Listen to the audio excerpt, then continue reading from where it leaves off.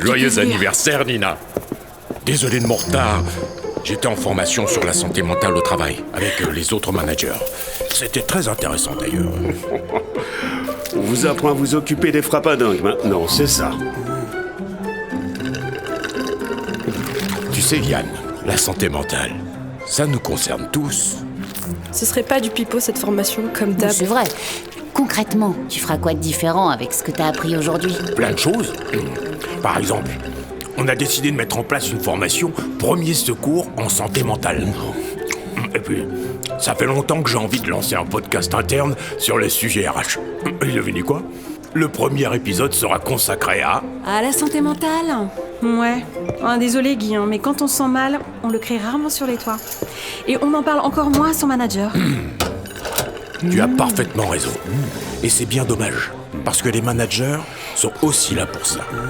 D'ailleurs, ce matin, on nous a appris à prendre le temps de détecter les signaux faibles. Les quoi? Les signaux faibles, des indices discrets qui permettent de voir quand quelqu'un commence à aller mal.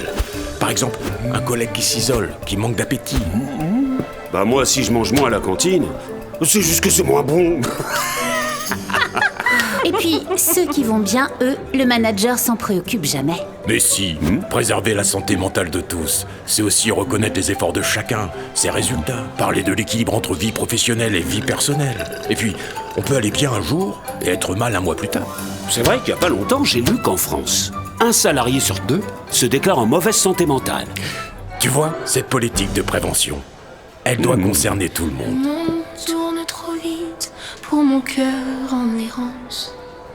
Je cherche un refuge, une réponse, une chance. On me dit, ça ira, qu'il faut laisser le temps.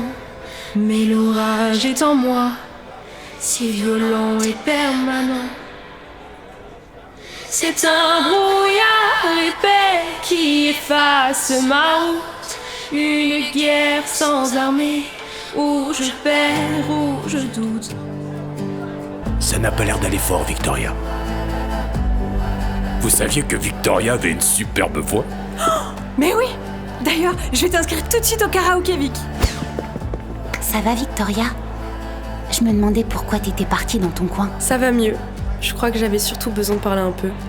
Et Guy a su trouver les mots. En fait, ça marche vraiment la détection des signaux faibles. Et surtout, ces moments de discussion sont hyper importants. On ne devrait pas attendre les pots d'anniversaire pour se parler. T'as parfaitement raison, Sophie. D'ailleurs, je vous propose qu'on organise régulièrement des petits déjeuners de service pour faire le point. Ladies and gentlemen, pour la prochaine chanson, nous attendons la fabuleuse, l'extraordinaire Victoria!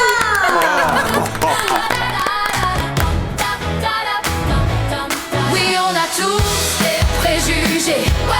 L'important c'est de les dépasser.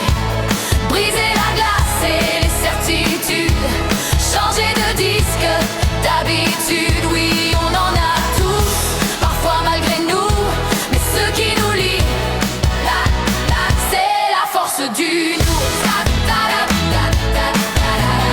La force du